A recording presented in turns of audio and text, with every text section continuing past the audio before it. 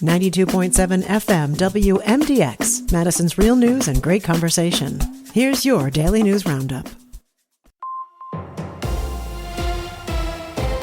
For Civic Media News, I'm Connie Fellman.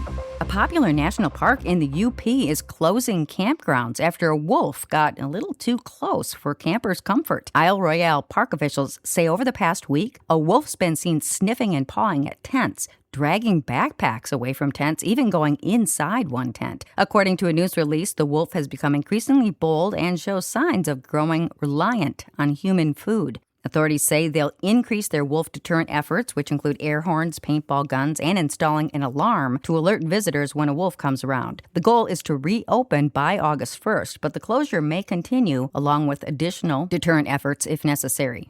State authorities want to know what you think about Wisconsin state parks. Here's Civic Media's James Kelly.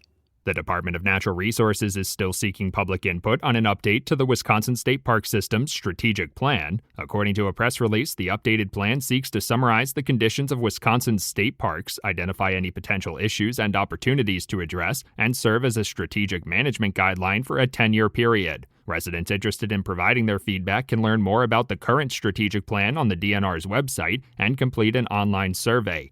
I'm James Kelly for Civic Media News. Public comments will be accepted until August 4th. The Wisconsin Department of Trade and Consumer Protection has issued a public health alert for a bratwurst that's been mislabeled and could contain undeclared allergens. The brats are the Reuben-flavored bratwurst produced by Racco Family Sausage, located just outside Madison. Health officials say the brats contain soy and egg, which is not declared on the label. They want to make sure anyone who's allergic to soy or egg knows not to eat these brats. A statement on the company's Facebook page says the mistake happened on 9 pounds of brats. They were sold frozen at the Racco Family Sausages location in Judah. 3 people went missing over the weekend when their pontoon boat capsized on Lake Pepin along the Wisconsin-Minnesota border.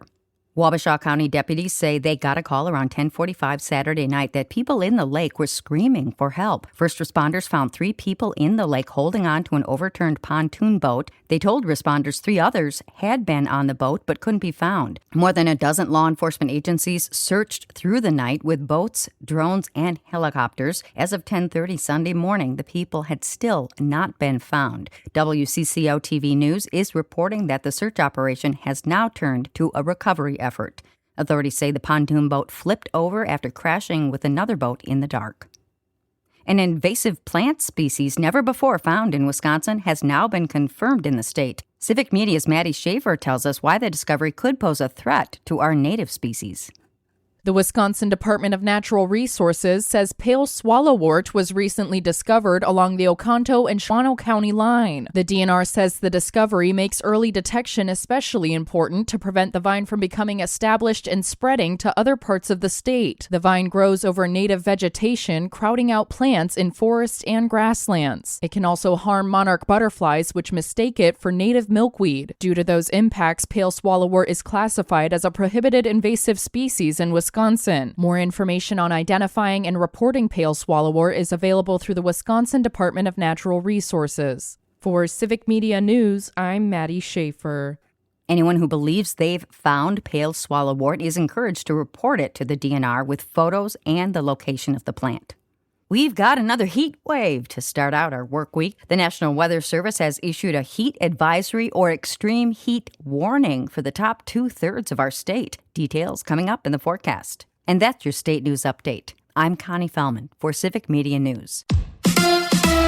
It's the Home Run Derby. Hi, I'm Mike Clemens with sports. Baseball's best hitters to compete in the Home Run Derby tonight at Citizens Bank Park in Philadelphia. But for the first time in 32 years, it won't be on ESPN. Instead, the Derby's on Netflix. Coverage beginning tonight at 7 p.m. Now, yesterday, the Brewers lost to the Pirates 14-5. One of the worst performances by the crew this season. Pittsburgh scored 10 runs in the 4th inning. Starter Robert Gasser tagged with the loss, giving up 7 earned runs. That completed a 3-game sweep of the Brewers over the weekend. Manager Pat Murphy.